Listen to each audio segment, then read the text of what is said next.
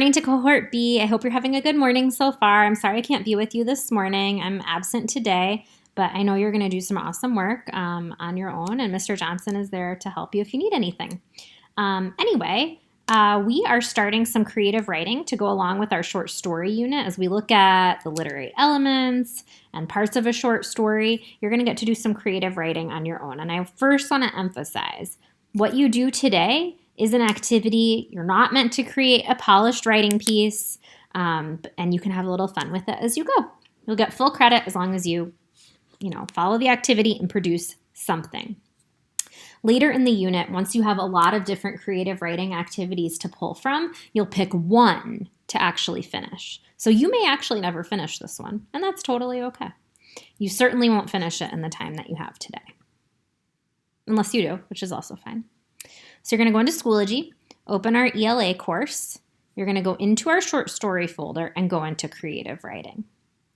The first thing I want you to do is open the creative writing notebook.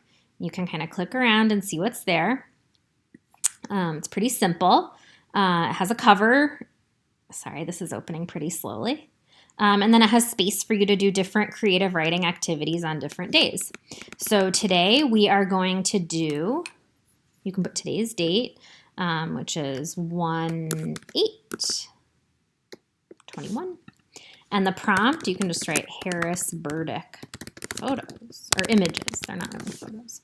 And this is where you're going to type. If you have too much to say, you can make the font a little smaller. You can make the font bigger. You can change the font. Whatever you want to do there is fine. Then if you go back into that creative writing folder, there are two other things that you're going to need. You're going to need the directions for creating a story from an image, and you're going to need the Harris Burdick images. Maybe you've seen this book before. It's by Chris Van Allsburg. I think he wrote Polar Express, but I might have made that up. You can scroll down and you're going to see all these images like Archie Smith, boy wonder, a tiny voice asked, is he the one? Under the rug, 2 weeks passed and it happened again.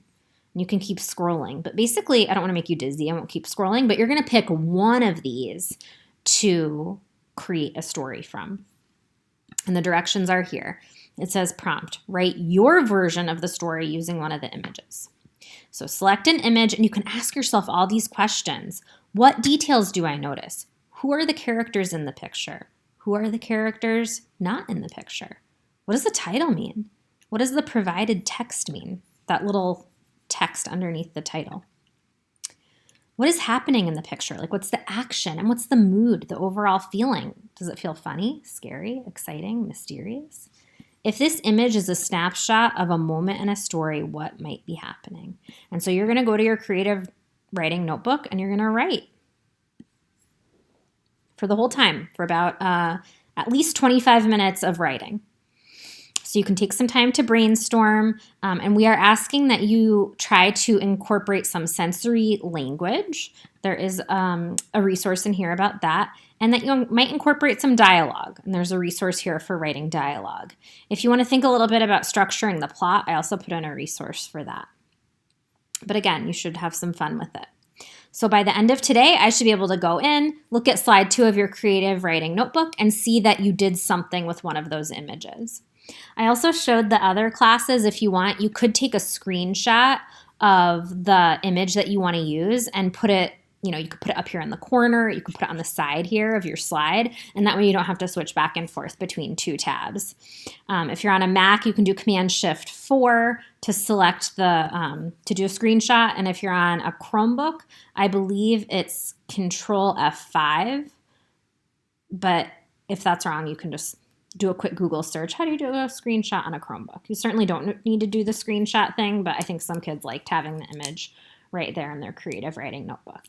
So happy writing. Have a wonderful time, and I'll see you later.